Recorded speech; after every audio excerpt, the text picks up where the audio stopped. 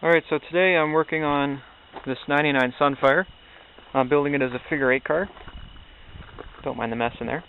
But I'm going to be building a new tank for it today. So I figured I'd show you guys.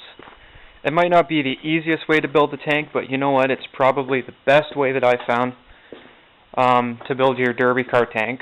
First of all, I'm in Ontario, so pretty much all the promoters around here, and especially the promoter I'm running with, Thrill Show, they require you to use a steel tank. Easiest thing is a marine tank. So what I've done is this is a sending unit out of a Dodge Shadow that I derbied earlier this year. You can see the tank here. That's where the sending unit used to go. I just cut the sending unit out so that there's enough metal around there. This is probably the best tool that I've ever invested in. It's called a nibbler. And it just goes onto your drill, and you just pull the thing, and if you can see in there, a little thing that goes up and down. Easiest way to cut out metal, especially when you're trying to make it nice and clean like I have. Anyway, this used to sit in here like this, and I've cut it out a bit bigger so I can slide my sending unit in here. Now what I'm going to do now is I'm going to flatten all of this out. And the plan is that this goes in here like that. I still have to cut this handle off and stuff. And then I just weld it right onto this tank here. And I throw a Bondo on it so there's no leaks. So I'll get started on cutting everything out and welding everything in, and then I'll show you guys what I mean.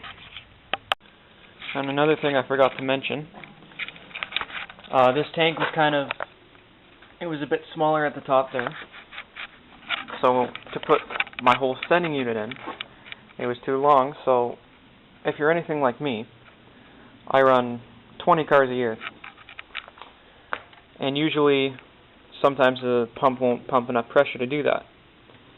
So all I'm going to do now is attach a rubber line between the actual pump and the sending unit itself. Attach that with hose clamps and that, so if I do get a car that I need to change the fuel pump out on, it's not going to be that big of a deal. So I'll show you what everything looks like.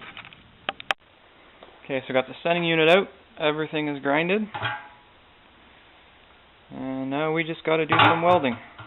Got the welder set up and everything.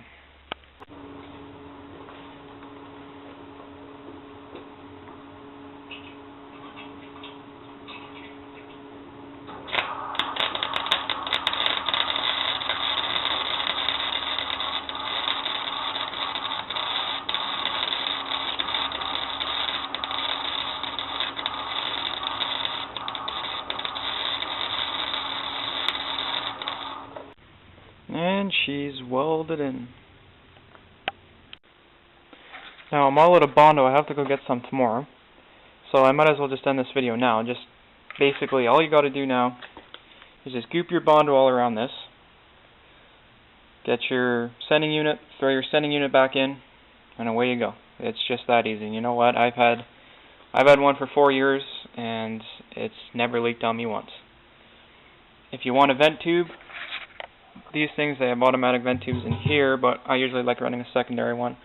Just run your vent tube anywhere here, and then what I do is I put 2 pieces of threaded rod around each end, run a flat bar across here, tighten it down.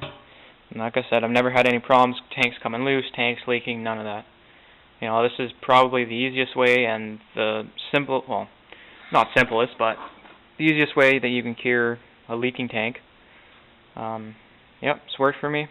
It's an amazing system, and it's definitely effective. I'll see you guys later.